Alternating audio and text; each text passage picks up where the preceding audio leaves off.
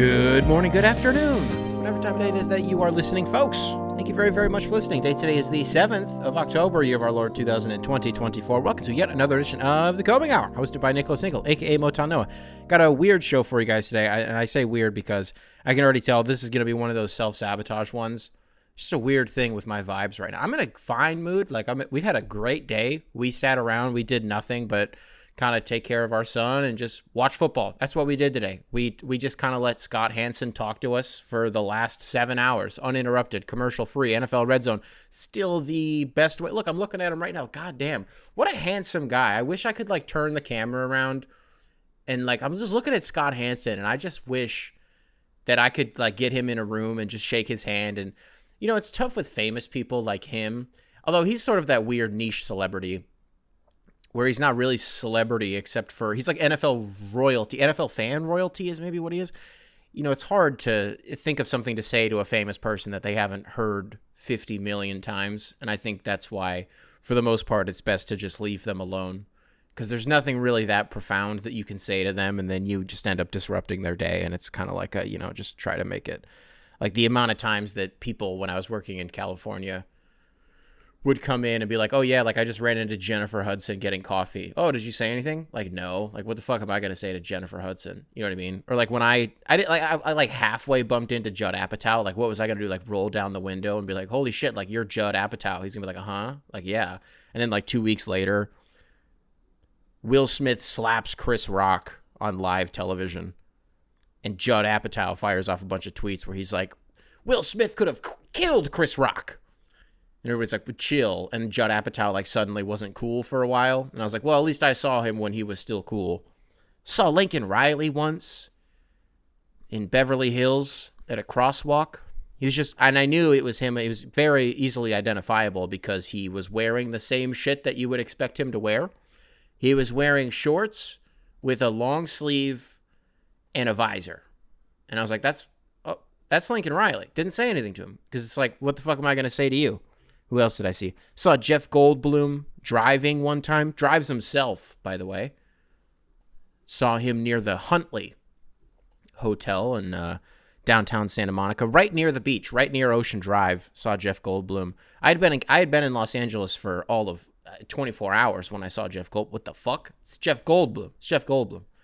What would I say to Scott Hanson? I don't think there's a better professional in the broadcasting sphere than Scott Hanson. Maybe that, and maybe just try to convey to him in the most sincere way possible. Spending a lot of time on Scott Hanson here off the rip. Back-to-back episodes where it's not the way that I intended on starting. But I say all this just to say, it's going to be a weird episode. Something about the last 30 minutes, I've just kind of been like, I'm going to fucking trip myself up today. I don't know how it's going to happen. I don't know when it's going to happen. Similar to the episode about a week ago now, where no Bobby Shmurda shit, but about a week ago, where I took the gummy and was like, let me know when you think it hits. A lot of you guys, some of you guys were right. I'm not going to tell you when the gummy hit, but I know for a fact, I know when it happened. Some of you guys were right. Let me know when I start to self-sabotage, or maybe it'll be easily identifiable. Or maybe we'll have an awesome show and we'll do the full 60 minutes. I'm worried we're not going to do the full 60 minutes today. I'm already in my head about it.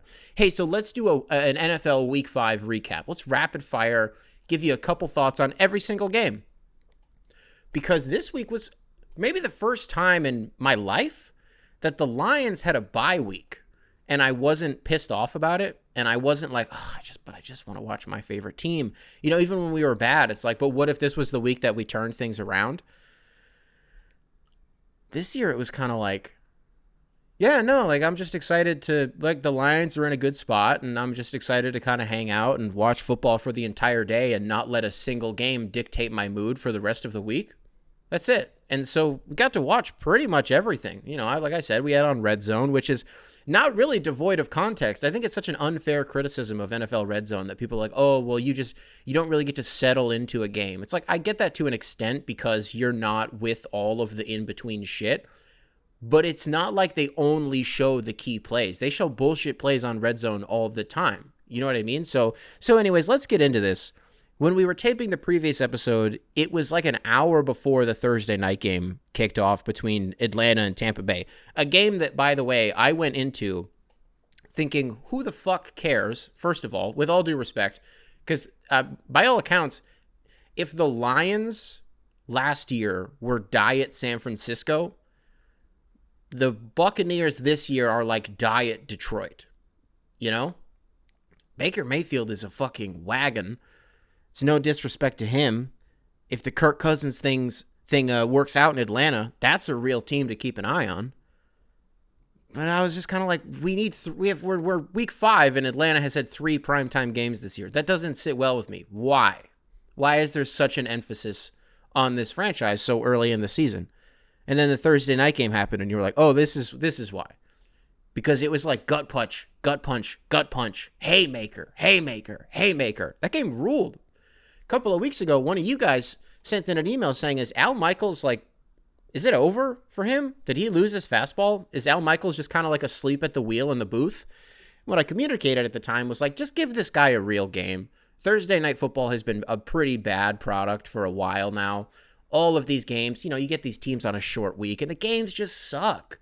You're in halfway through the second quarter, and like Kirk Herbstreit is already talking about college players, which is, by the way, he had a comment in the middle of the Thursday night game where he was like, look, I'm a college guy. Are you, Kirk? Is that what you care more about? How much is Amazon paying you? Oh, yeah, of course you were going to fucking do this. There's just not a lot of chemistry between those two, even if they're great individually. It just sucks that they're shoehorned into this position where they're always going to get the worst game. And what I said was, give Al Michaels a good game, right? This was a fucking awesome game. This was an awesome game. By all accounts, it goes to overtime. When was the last time we had a Thursday night game go to overtime? I'd be curious to know. Maybe it was recent. Doesn't feel like it was a recent thing. Kirk Cousins throws for 500 yards in this game. Oh, man, doesn't he have a funny nickname? Kirk Cousins. It's not Burke Buzzins. It's Kirk O'Chains. Kirk O'Chains, right? That's what they called him in Minnesota. Kirk O'Chains? That sounds right. Someone will correct me. Yeah, it's like just a matter of if Kirk Cousins is awesome, then like this offense is going to thrive. Yeah, we got that game. Yeah, that happened. By the way, 500 yards. Did I say that yet from Kirk Cousins in 2024? It's my guy until he retires. Like you just get those. It's awesome. It was awesome. Like Drake London looked maybe the best that he ever has in his career. A guy who's always like sneaky been a guy, but like a lowercase g guy, no trademark, no bolded, no italicized, no underline, none of that shit. But it's like keep an eye on Drake London because he might be pretty good. Finally had one of those games where he popped the fuck off. Darnell Mooney also looked pretty great. Kyle Pitts caught a pass. That was cool. That was awesome. It was a really, really fun game. I say all that Al Michaels stuff. Well, Nick, they finally got a game. How was he? Well, Al Michaels might have lost his fastball. I don't know. I could make excuses. I could say he was caught off guard, that they finally had a good game and he didn't know what to do with himself. He just didn't seem as enthused as he did though. Like he was exclaiming everything, but it was almost like he was surprised. I don't know how to articulate it. Yeah, we're a few days removed from it. I watched fucking 100 games today. Listened to a lot of broadcasters. Al Michaels was good in that game, but he's definitely a half step slower these days. So I got to give some retroactive credit to that emailer. They might have been onto something because we finally got a game and Al Michaels was like fine. He was just fine. Kirk Herbstreit calling these games just doesn't feel right. His heart, I just don't believe is in it. It's a money thing, which is fine. Getting paid a shit ton of money to call. It's like $10 million a year from Amazon. It is what it is, man. Good for the Falcons, though. Are they real? I don't know. Stop putting them on national TV. Stop. But they're fun to watch. So is Tampa Bay, though. Anyways, all right. Cardinals, 49ers. Whoa, what the fuck? The Cardinals ended up winning this game? What the hell? What do I have from this game? You want to just stay on broadcasters while we're at it? I told you guys after week 1, Tom Brady called the first game of his career. It was Dallas in Cleveland. And the guy was wooden as hell. Guy was fucking Pinocchio, but without the lying nose shit. The guy was just he was a 2x4. He was Plank from Ed, Edd n Eddy. That's what Tom Brady was in the first game that he called for his broadcasting career. And we were like, this isn't the last that you're going to hear me talk about Tom Brady calling football games. We've put a pin in it since then. I got to tell you, Brady was awesome in this game. He was awesome.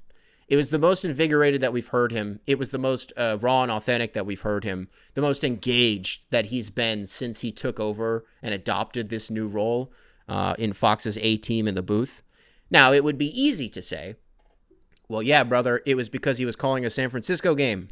That's like his childhood team. That's who he cared about when he was a kid. Where is he from? Palo Alto? Is that where he's from? Palo Alto? I think that's where he's from. He's from California, NorCal. That was his team, was the 49ers. So it makes sense that he would be a little bit juiced for that game. I'm watching him break down Kyler Murray throwing a late fourth quarter pass to convert on a 4th and 5, kind of like a no way this is about to be a completion to Marvin Harrison Jr. But then suddenly it was. He was juiced. Tom Brady it was not just about the 49ers, So that was a good step in the right direction for Brady. He's definitely learning really well on the fly. I think he is letting it all come to him. Maybe we were a little bit too harsh after week 1, but it's also like you spend $300 million on this guy and then he spends a year away from everything to kind of, all we keep hearing is that, oh man, he's like researching and like he's trying really hard to make sure he is good in the booth. And then like when he wasn't immediately, we were all like, oh, so this guy fucking sucks, like bad investment. No, he's pretty good. We'll see. They have the Super Bowl this year, don't they? Fox does, I believe. So, hey, we'll see. That's a huge moment for him. Broncos, Raiders. Yeah, my Bo Nix stock. Through the roof. One of those takes that I've kind of chambered. I haven't talked about it a ton on this show. I have in the past, like for sure. But it's something I mainly focus on privately just because I don't have that much to say about it. I just fucking love Bo Nix. Hated him at Auburn. Hated him. I thought he sucked. Thought he was not good at all. And then he goes to Oregon, and I was like, wait, this is perfect. This makes too much sense. Like, do not give Dan Lanning this guy. And guess what? He fucking ruled. He ruled. I still would, by the way, maintain to this day. I know there's a lot of Washington Husky fans out there. Good win over Michigan. Thanks for doing the devil's work. Thank you very much for that, by the way. I believe in my heart, this is not a bit, if you gave Bo Nix one more shot, if you gave him a third chance to beat Washington at home last year, they would have done it. Because they didn't get it done on the road. They didn't get it done in Vegas for the Pac-12 championship game. That's where it was, right? We were in fucking Puerto Rico for that game. I'm sitting there like a goddamn buffoon on Stream East with like 4G, basically, in our hotel, being like, please don't lose, Bo Nix. Please don't fucking lose this game. I ended up having to just go to sleep. And then what ended up happening, they lost the game. I swear to God, if you gave Bo Nix one more chance. I'm saying all this just to say, he looks pretty fun. The Broncos are frisky. They're not good. But they're frisky and they're fun. You have the Raiders on the other side of it. One of you guys emailed in a couple weeks ago and you were like, ooh, Brock Bowers, like top 5 tight end in the NFL. That touchdown catch that he had in the first quarter of that game. The fuck? How was that a touchdown? He was like, it just wasn't a touchdown, but then he just like broke free and then suddenly it just kind of was. But what the emailer had also included was like, ooh, if, Gardner Minshew, is he going to lead us to a wild card spot? I think what we said was maybe. If he has one of those weird Gardner Minshew like renaissance seasons where like he just fucking rules for no reason and he does that for like the 3rd time in his career, then maybe. Shout out to Mike Leach, rest in peace. But then he got benched. Yep. Whoops. Yeah, Gardner Minshew got benched today. Couldn't stop throwing interceptions. So then they're like, okay, O'Connell, okay, AOC, go out there, start slinging that shit around. Whoops, pick. Whoops. But you know who wasn't throwing picks today? You know who fucking ruled? It was Bo Nix. That's who it was. So shout out to him. Bills, Texans. Yeah, so someone's got some splaining to do, right? I don't know what happened in the post-game pressers because, Red Zone just kind of keeps rolling on. I wasn't really on socials today. By socials, I mean like Reddit, What was the clock management that happened at the end of that game? What the fuck happened? The Bills are inside their own 5-yard line with like 17 seconds left in the game. It's a tie game. Play for overtime. Take a knee, fall forward, whatever you have to do. Just like get it into extra time. And instead they just throw 3 passes and burn like 9 seconds total. Texans get the punt return. Have to run like one play. Kaimi Fairbairn knocks that shit in from 59. Embarrassing. Brutal. Also, I just hated the Texans uniforms. I didn't like them. What did you guys think, Texans fans? Did you like them? If you guys liked them, I'm happy for you. I just thought they weren't good. Keon Coleman, Spartan Dog, I recognize. burst more onto the scene at Florida State. I get it, but he spent more time at Michigan State, so for all intents and purposes. Also played basketball for us, too. Didn't do that at Florida State, by the way, so still a Spartan dog. Him being like a capital G guy for Josh Allen, that rules. Love that. I think he only had the one catch today, but it went like 50 yards to the house for a touchdown. Technically, he did step out of bounds. He did. I'm not going to bullshit you. He did step out of bounds, but they said the touchdown was confirmed. I'm like, you must not have looked at the replay because you 100% stepped out of bounds. I digress. Keon Coleman touchdown. That ruled. Colts, Jags. Jaguars pick up their first win of the season. Trevor Lawrence snaps his 9-game losing streak as a starting quarterback in the NFL. People can finally get off of his ass. A guy who I don't like, I've never liked. We talked about it in the last episode. One of the reasons I don't like the Astros is because it's orange. I don't like orange. Orange teams I don't like.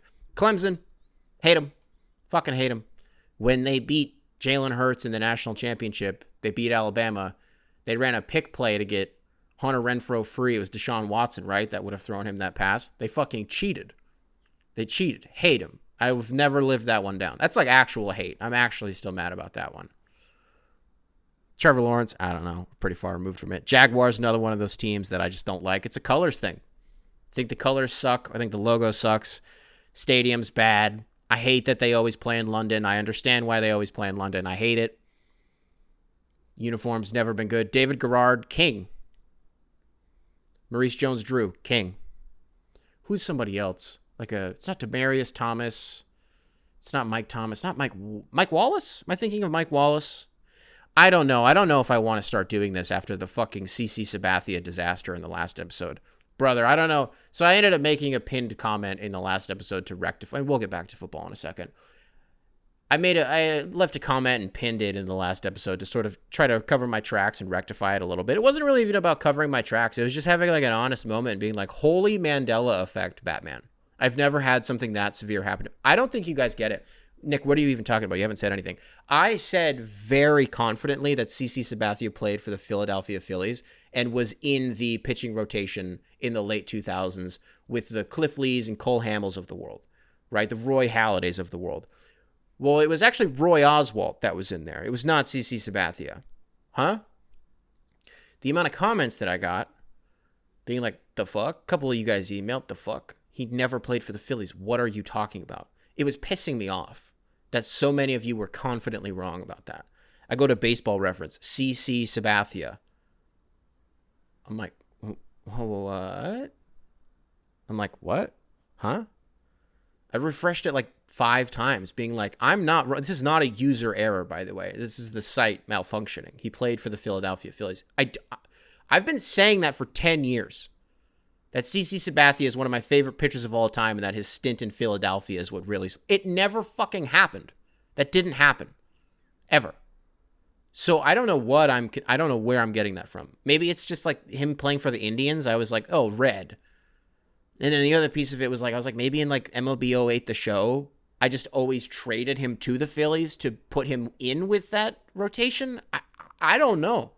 Folks, that never happened. That never happened. Let's get back to the NFL. Browns. Oh, but then the last note on the Colts, I didn't actually say anything about the game except like fucking I don't like the Jaguars. Hey, the Joe Flacco thing. What?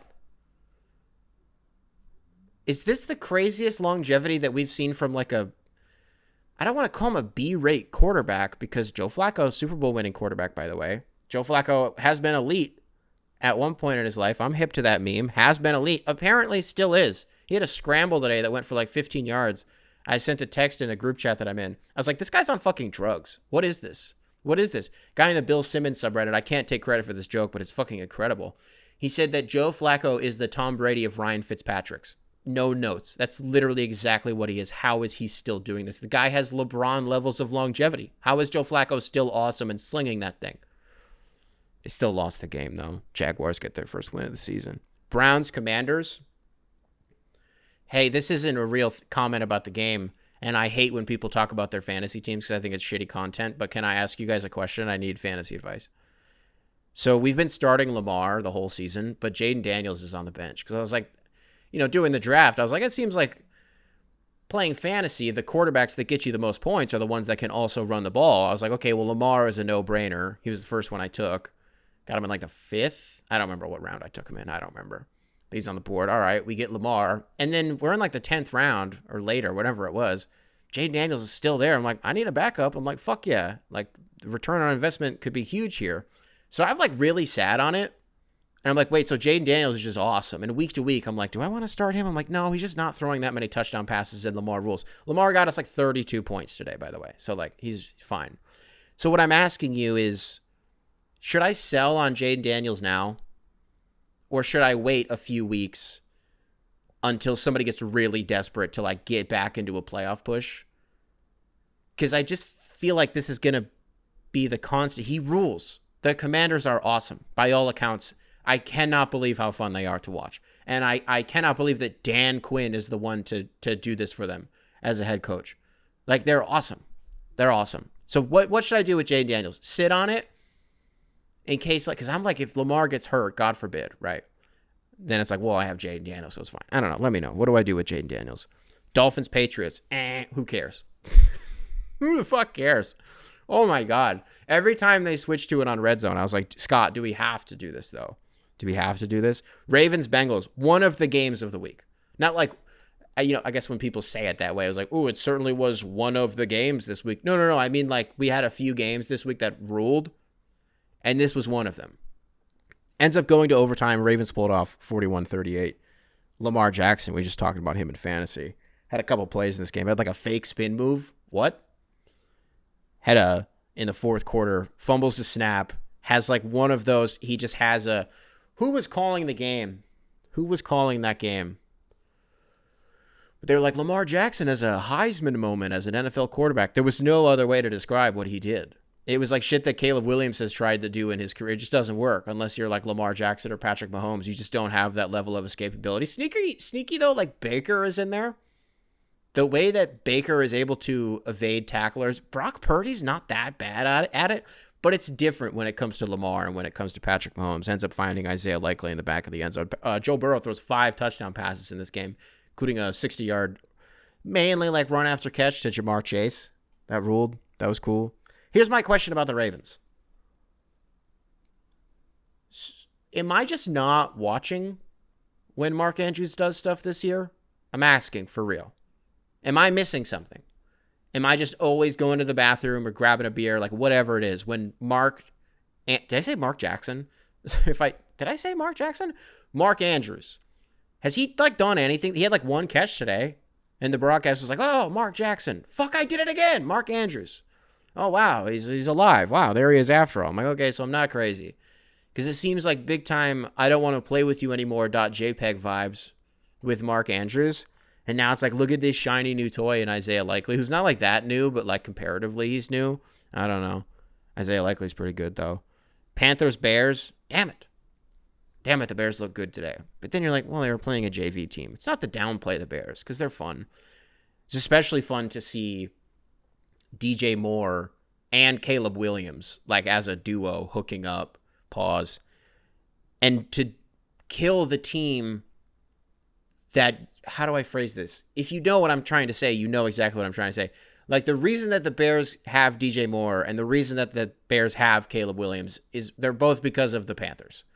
And so for them to hook up on 2 separate occasions during this game, like, was just funny. And it's just like, if I'm a Panthers fan, I'm screaming and shitting and crying and sliding down the wall, fucking throwing up. But they're still not a good team. They're just not a good team. This is a good win for the Bears, though. Getting back on track. Jets, Vikings. Yeah, London games are dumb. They're dumb. I'm not going to watch them. It's just, I'm not waking up at 9 o'clock and I'm good. It's not interesting to me. But the Vikings are still 5-0. I can't discredit. I mean, I'm terrified. What the fuck is going on? Someone needs to. They had 3 picks today. Picked off Aaron Rodgers 3 times today. The fuck? You're like, what? You're like, huh? Oh, okay. Aaron Rodgers, it's like, the arm talent still exists. It does. It just does. Despite him throwing 3 interceptions today. It's the rest of his body that is just very much reflective of his age. That's the piece of it that you're like, damn. Giants, Seahawks. This take is going to be lame to hear. In 2024, you're going to be like, really? Should have said that like 2 years ago. For sure. Another one of those ones that I just say privately, but I just don't have enough to say on it. so I just always leave it out of the show. How the fuck is Geno Smith doing this? Took him 10 years to figure out how to be a quarterback of the NFL. What? And now, coming into this game, he's leading the league in what, completions and attempts? What? The guy was at West Virginia like 12 years. What class was he? Somewhere between 12 and 14, right? Maybe 11 and 14? And like he just rules now? It melts my brain. Absolutely melts my brain. What else is going on? Packers-Rams is still going on as we're taping this. And then Cowboys-Steelers tonight. I don't know where this will be in the can by the time that game even kicks off. What's the narrative going to be after that game no matter what happens? Either Justin Fields is the second coming. Have you guys heard the soft conspiracy out there? The stealth word from the internet? That Russell Wilson isn't even hurt? And they're just like, yeah, we're just going to play Justin Fields because, like, we just feel bad. But at this point, also with how successful they've been, even if Russell Wilson was quote-unquote healthy and they're like, yeah, he's ready to go, like, no notes, you would still just have to keep, we don't need to rehash this conversation. Everybody's on the same page at this point. That's what, you know what, honestly, I would love to meet the inverse of that position. The guy who's, like, staunchly in the camp of Russell Wilson needs to start the second that he's healthy again. I want to meet that guy. I want to see that pundit go on national TV and try to spin that, try to sell that without it completely destroying their credibility. That was the NFL this week, folks. Let's pivot a little bit, but let's still stick on football. What do you guys think? copinghourSubs@gmail.com, spelled phonetically. Email available in the description wherever it is that you listen to this program. You know, the idea of this show from its inception was, if you're having a bad day with your sports team, let's hear about it. Let's talk about it. Hence the coping hour, right? What do you say we do the opposite? Do some contrast. Let's do the hoping hour. How about this fucking guy? Subject line: we are the best school in the SEC. From Benjamin. Benjamin, welcome to the show. Hey, Nick. Longtime listener, first-time emailer. I love that. Thank you very much for this, dude. I'm currently a senior at Vanderbilt and have witnessed nothing but pain and misery when it comes to our football program for the last 4 years. The Vanderbilt Commodores, a.k.a. the Doormat Doors, have been the laughingstock of the SEC for practically my entire life.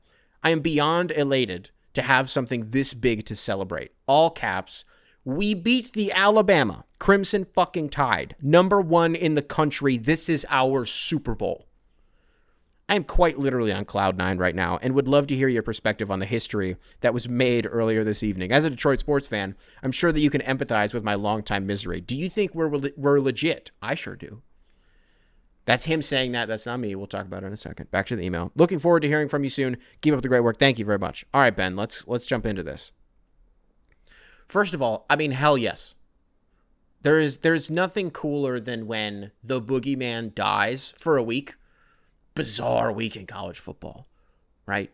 You have Alabama losing to Vanderbilt, something that doesn't happen. You know, there are going to be some of you out there who are like, I don't give a shit about college football. How do I quantify this in like European terms? Australia, I don't know. It would be like if a fucking scorpion killed a kangaroo. There you go. It would be like if a scorpion walked into a Hungry Jack's and killed the store manager and took over the franchise. There you go. There you go, Australians, since you guys are such a big portion of the listeners here. Europeans, it would be like Vanderbilt beating Alabama in college football is like if Leicester City or like fucking Wolves beat the French national team. It doesn't happen. It's not supposed to happen. It just, respect to Ben here, but he knows this too. This is never going to happen again. Like a major lightning. They smacked Alabama out the gate. Like, this is never going to happen again. In a million years, this will never fucking happen. Especially an Alabama team coming off of the heels of maybe the most electric win of the season against Georgia. You're like, fuck. We said on this show, like, oh, so this is, okay, so they're still Alabama, and this is just going to be forever. This is really just who they are with Kalen instead of Nick Saban. Fuck. I mean, again, hey, for me, you know, dynasties. All right, hey, I'm here, front row. I still think they're going to be fine, right? But it's a crazy weekend in college football. What, Tennessee goes down to Arkansas. Michigan goes down to Washington.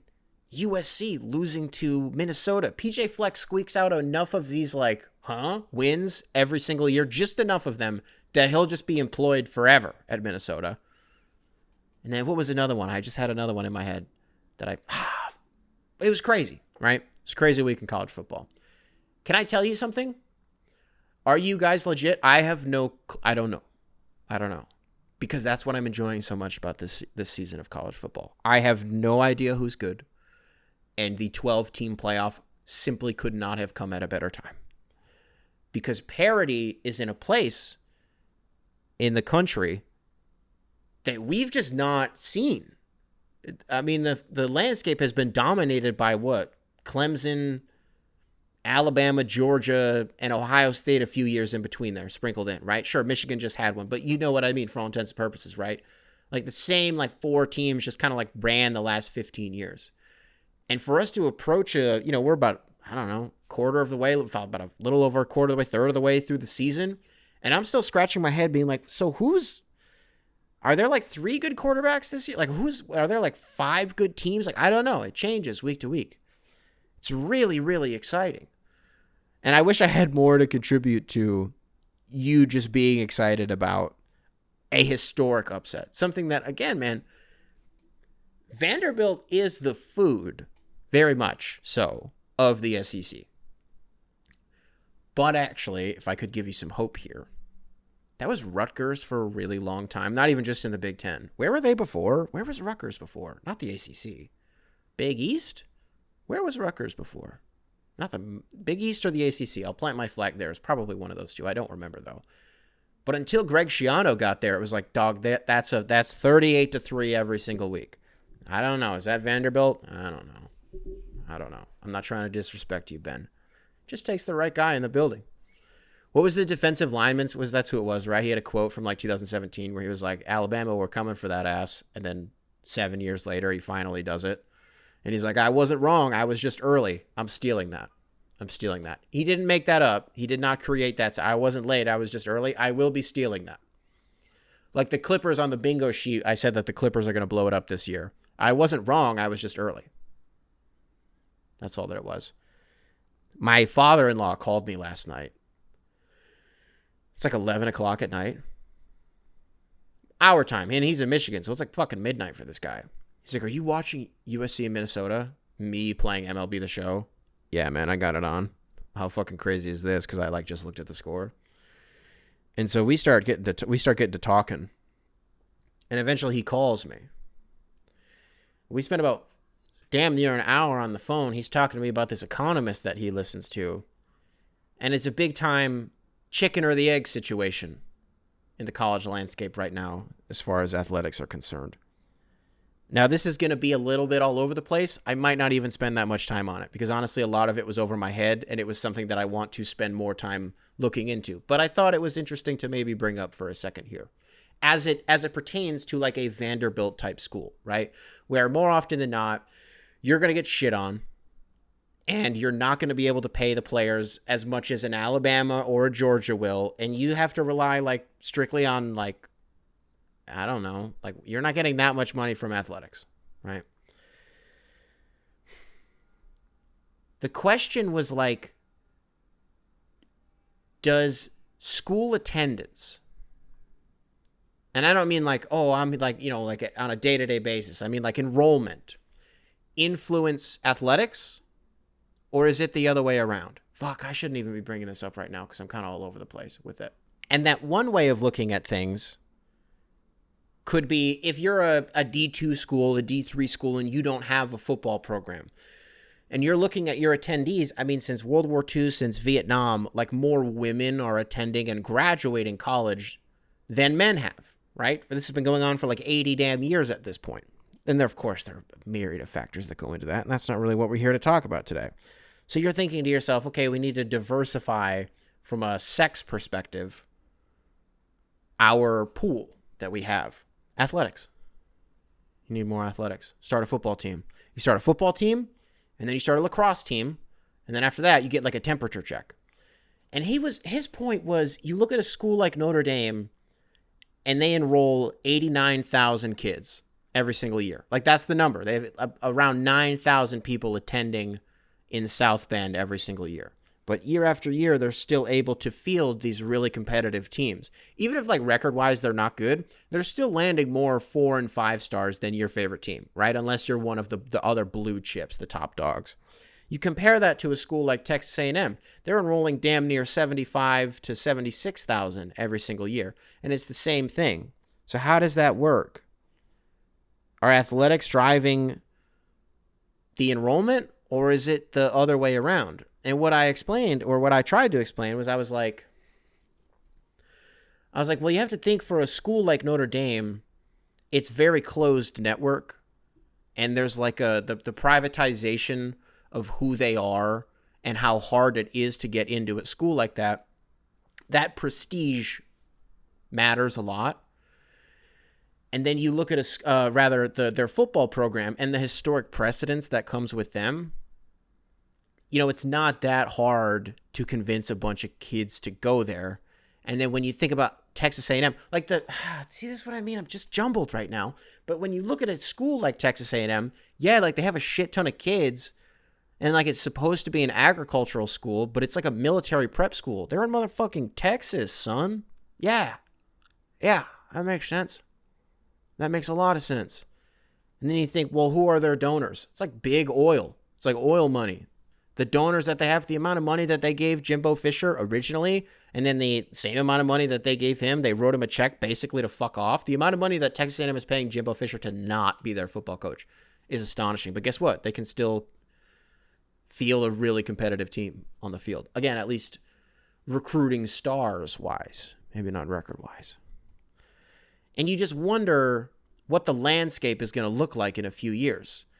If teams are able to get NIL funding, if this thing continues to be the Wild West for a few years, you wonder if enrollment will be influenced by athletics. And you see these kids making and it sounds dumb, but it's not unprecedented, and it's what's happening, like in real time. Remember when Florida Gulf Coast, what were they called? Like, not Dunk City, because it might have been Dunk City in the tournament, because like Lob City was happening at the same time, and their like enrollment spiked because people were like, whoa, like what is this school? And like people looked into what they did. That was like a thing that happened, right?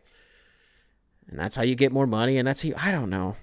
Maybe I'll just move on. This is, I think, something that is really interesting to think about. The other piece of it that I wonder, though, is, do you think that illegal streaming will be part of why the money in college football gets fucked up? I don't know when it's going to happen with illegal streaming. The United States government a year ago was sent a bunch of notices from major networks, and they were like, hey, there are streams happening on the internet illegally that are indistinguishable from our actual broadcasts. You need to do something about this. And the United States government was like, for sure. But we're about to go into a shutdown, so like we'll deal with this later. All right, well, fast forward 365 days later, we're heading into an election. I don't think the government gives a shit about that right now. I think the networks have bigger fish to fry too. By the end of the decade, something will happen with illegal streaming. I also wonder, fucking spider web of talking points right here. Are we sure that these streaming sites aren't being operated out of like data centers? Because like 5 years ago, I genuinely believed that Stream East was like just a guy in his house in California, somewhere in the South, somewhere on the East Coast. Maybe he's in fucking Missouri. But I think that it's gone so global, it's gotten so big that they would have to be operating out of data centers at this point. There'll be a major documentary on this at some point, and it's going to be fascinating to find out. You think, okay, well, is illegal streaming really going to fuck up a TV deal with networks and these major conferences? Because it didn't with the NBA. NBC, Amazon, ABC, they're paying the NBA, what, $2 billion a season per network? $250 million of that is going to the WNBA. Illegal streaming, a pretty big quote-unquote problem with the NBA, just as much as it would be with football. Didn't seem to affect them. I don't know. Part of me wonders, and I don't know. I genuinely don't know. because it's not totally my realm. Do you wonder if the leagues care that much? I believe baseball cares.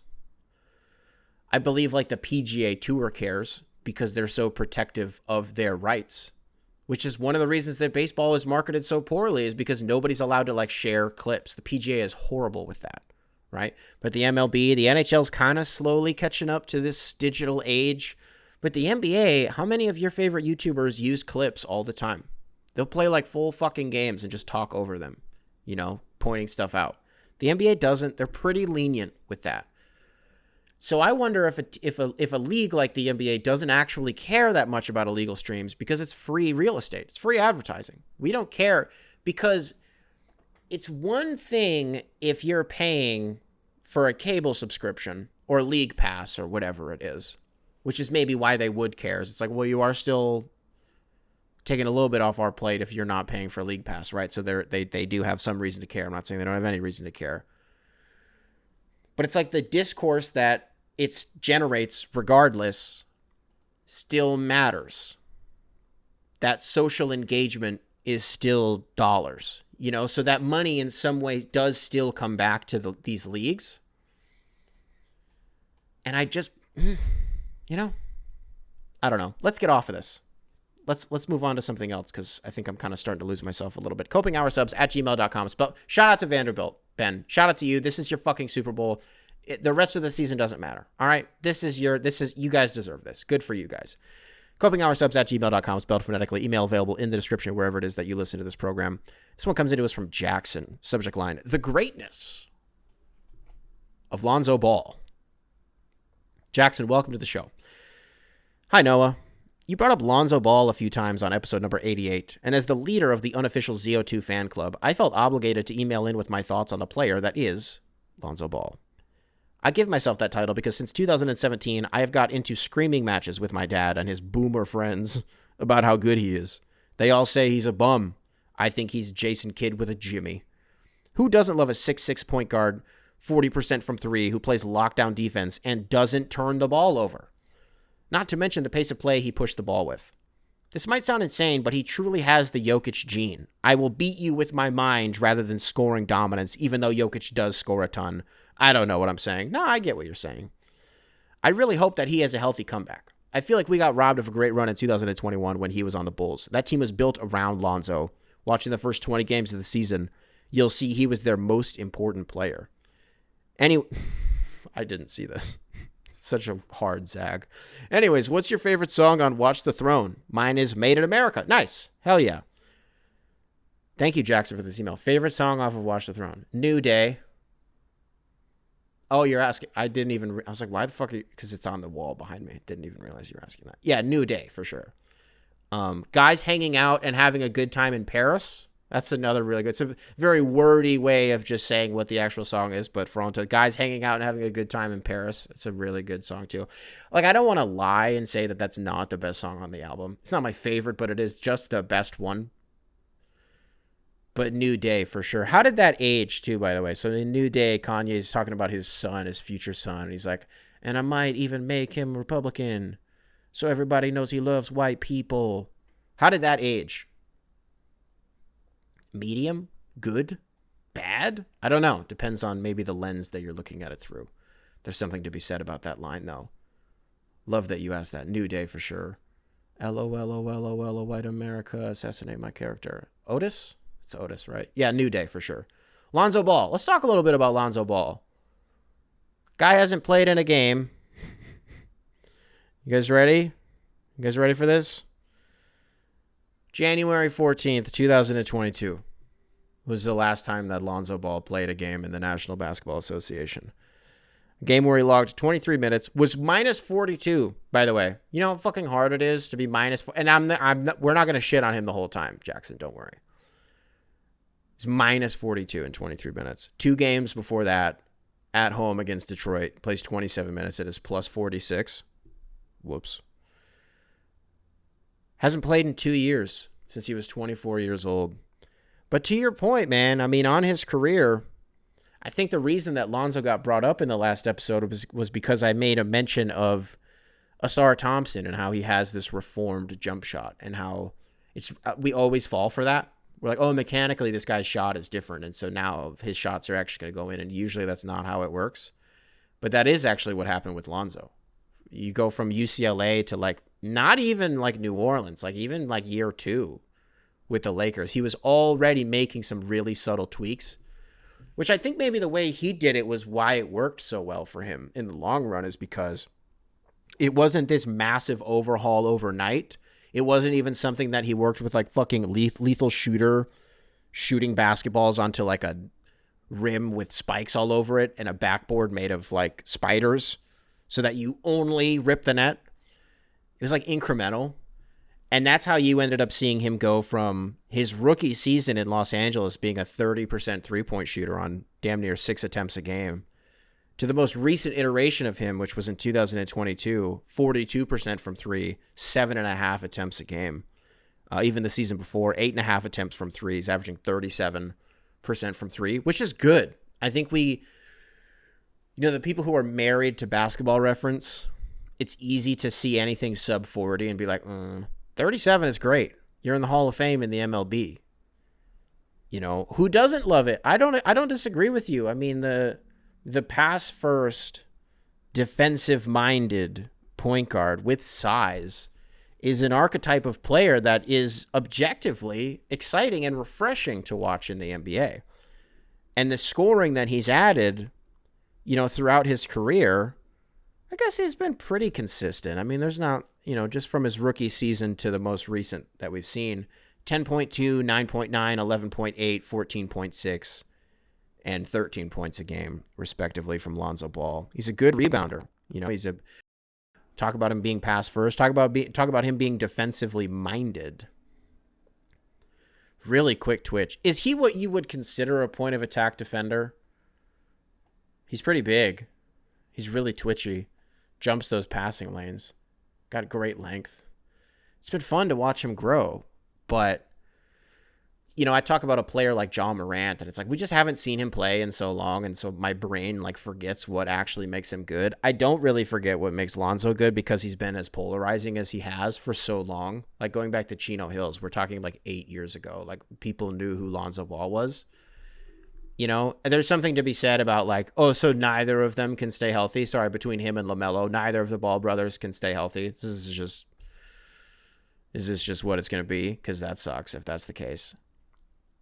And then if you're a Bulls fan, you're like, okay, so we got 35 games of Lonzo. We tampered for Lonzo, and then we finally got him. We paid him $80 million over 4 seasons, and this is going into year 4 of that contract. We've paid him $60 million, and he's played 35 games. He collected $40 million over the 2 years he didn't play. Had a player option for this year. Do you think he was going to opt into that? The fuck? And he's an unrestricted free agent next year. For all intents, brother, it's a contract year for Lonzo. How's he going to look? I think anybody who says anything other than who fucking knows is lying and being disingenuous. We have no idea.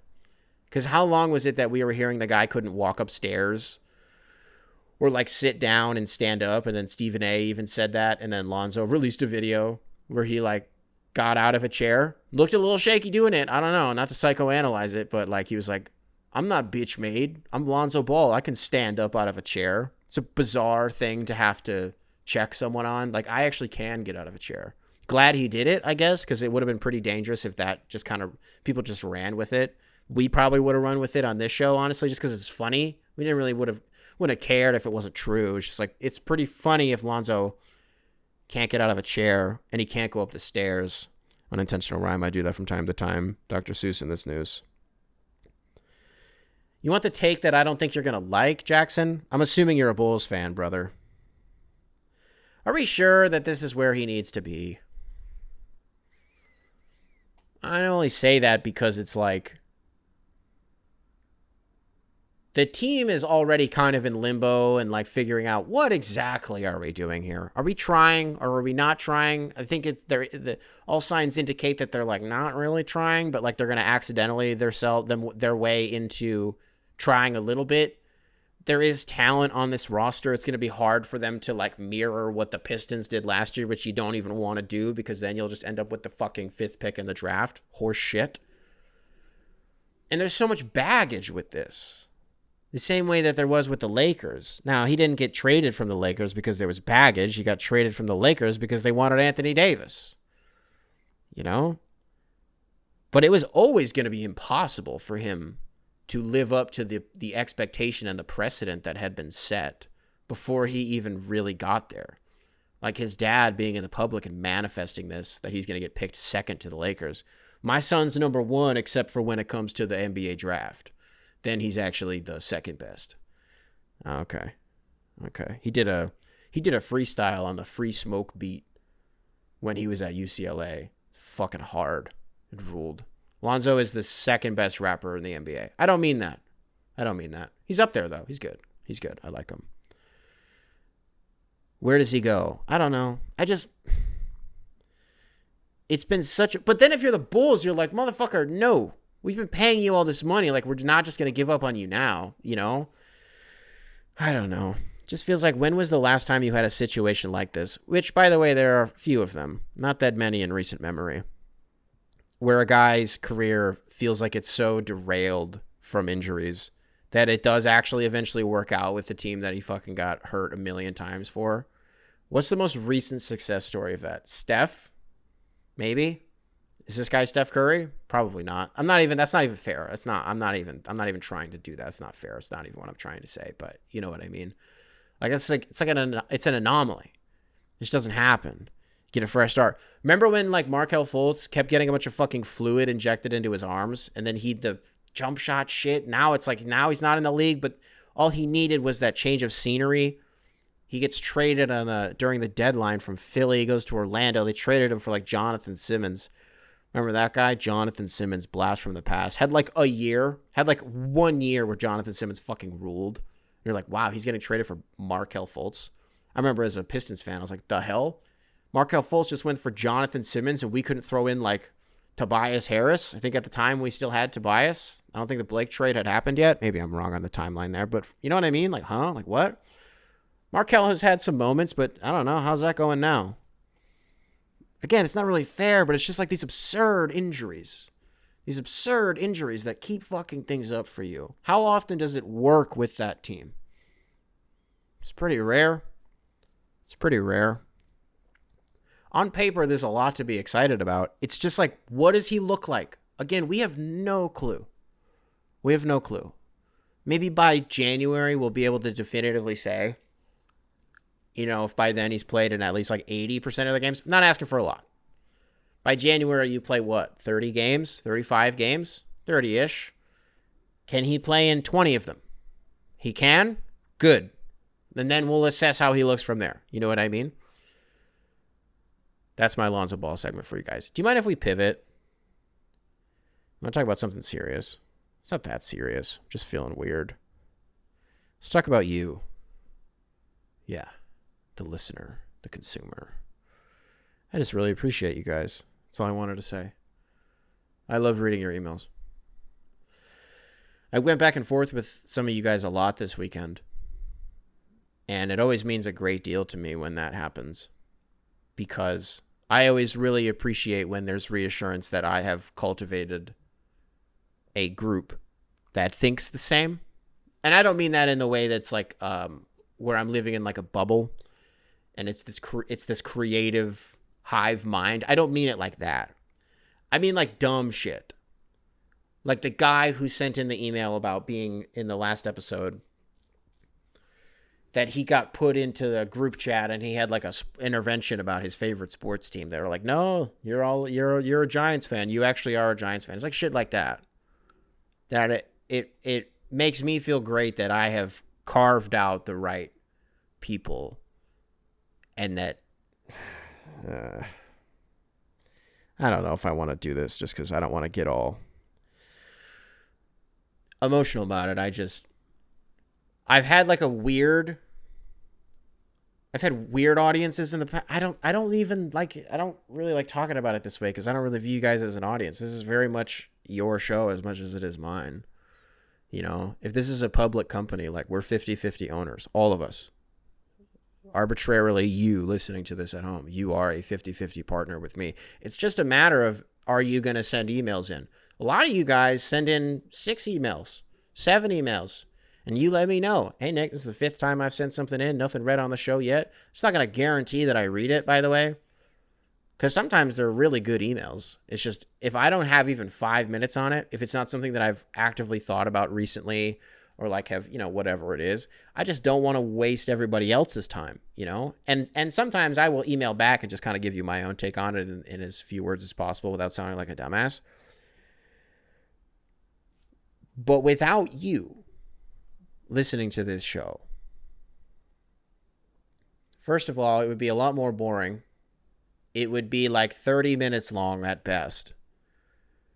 And I think user-generated content, while it can be used in a way that is lazy, I don't think we're guilty of that around here. I think we take the emails pretty seriously. I think it is the purest and most authentic form and of content, and the biggest reflection of the culture that we live in.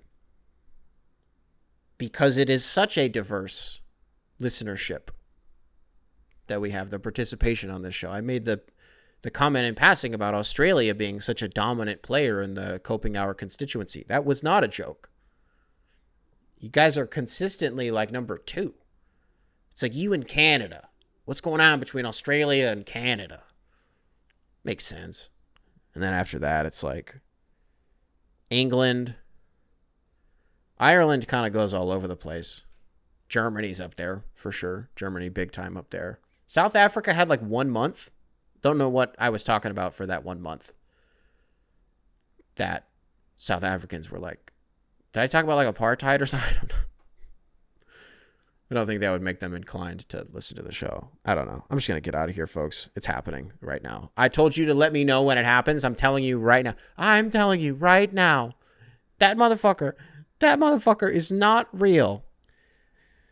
Probably one of my favorite memes of all time. That's not even a recency bias thing. The crazy plane lady, as it were, quote unquote, Tiffany Gomez. I think about that. Whoops, sorry if that made a loud noise, which it did. I think about that shit constantly. That motherfucker. Like, you drink too much wine and take too much Ambien and get on a plane and you start seeing fucking ghosts and shapeshifters. Whatever she was on, which was probably wine and Ambien, that. How about that? I'll have some of that. I'll have what she's having. Oh, fuck. That would have been such an awesome one-liner. If I was on the plane with that woman and they finally get her off and they're like, Captain, really sorry about that disturbance, folks. We will be pushing away from the gate here shortly. Get you taxiing and we'll be off to Houston within the next 15. And the flight attendants come by. You guys need anything before takeoff? I'm sitting in first class, obviously. Do you need some more champagne before takeoff? I tug on their little... I say, I'll have what she's having. Alrighty, folks. Goddamn, that was elaborate for no fucking reason. That went nowhere. If you are listening to this on Spotify, be sure to rate 5 stars. If you're listening to this on YouTube, be sure to leave a like. Be sure to subscribe. Nice little comment for the algorithm. Make sure to keep primary control in check. I will catch you guys